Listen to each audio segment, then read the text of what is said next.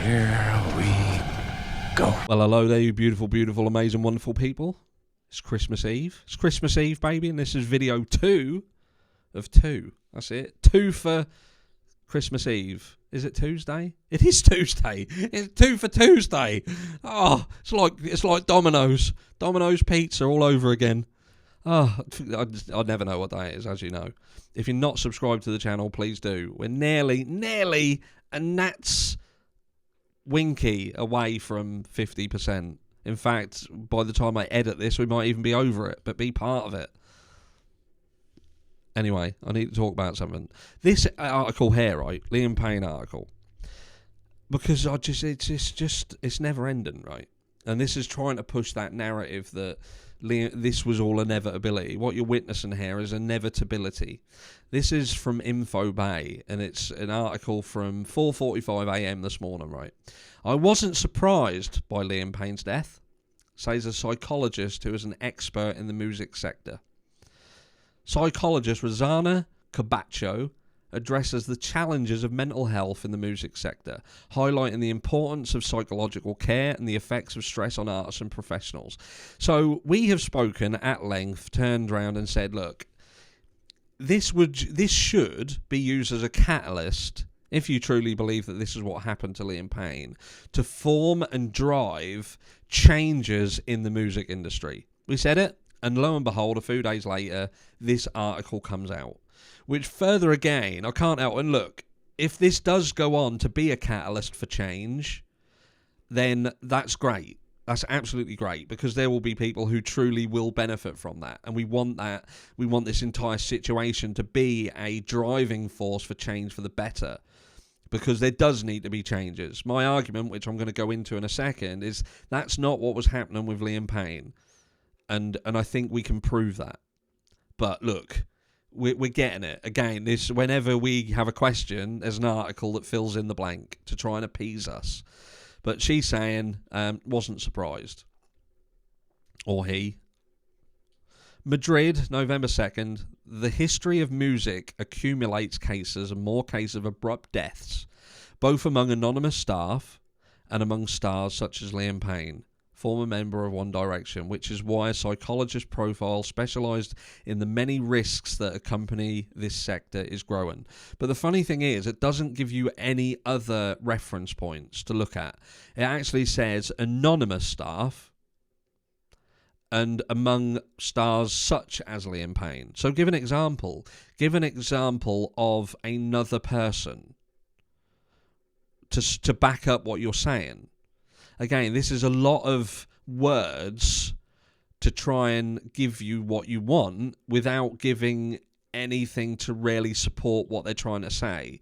Anonymous staff and stars such as Liam Payne in a similar situation. I felt a deep sadness when I found out, and on top of that, I was not surprised. Laments in a chat with EFE, the Spanish Rosanna Cabacho, one of the professionals who saw the shortcomings that existed in the care of those who work in this industry and wanted to remedy it. I was in London, working herself in music, as she discovered all of my friends were from the sector, and I saw that what they suffered. A lot of disorders that came from work, so when they went for attention, the indication was always change of job. They didn't know how important their work is for the identity of my musician friends. Leaving it could be equally dangerous for their physical integrity, he says. There was then no specific training for this sector, certainly not in London, least of all in Spain. So he began to study psychology in the free spaces and to specialise thanks to direct work both in the US, USA, where it gives coverage in large tours such as in individual therapies, which is its backbone. The most common disorders are depression, especially anxiety, with a much higher rate compared to the general population. Something logical when you live in this instability of predicting, for example, how you will pay the rent next week. Which, when you look into this statement here, I think that the vast majority of the population worldwide suffers from some degree of depression, anxiety. Do you know what I mean? There are many, many people who don't know how they're going to be paying their bills. They don't know whether they're going to be able to pay their rent. Do you know what I mean? As prices of every single thing goes up and wages stagnate, we are seeing a huge problem. While countries like the UK dish out fucking billions to everybody but the people who live in their own fucking country, which is fucking bizarre. You got old people who can't afford to heat their fucking houses, but yet we're giving billions of aid elsewhere. It's fucking bizarre to me. Anyway, that's for another video.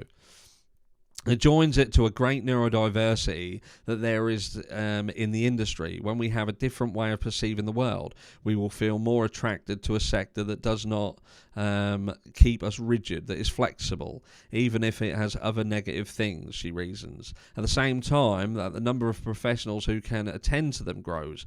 Cabacho has also detected in the last 5 years that patterns come earlier for help, see before a creative block, which lightens the therapy, and not after having hit rock bottom 3 or 4 times.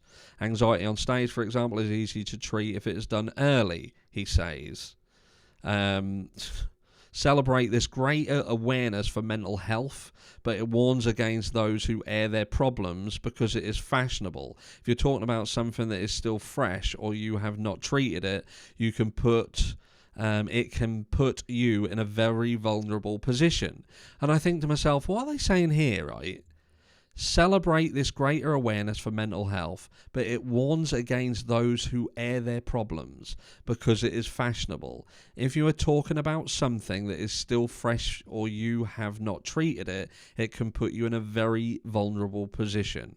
I invite you to talk about it by consulting your therapist. So this here, almost as if it suggests you will place yourself at risk if you air your problems publicly.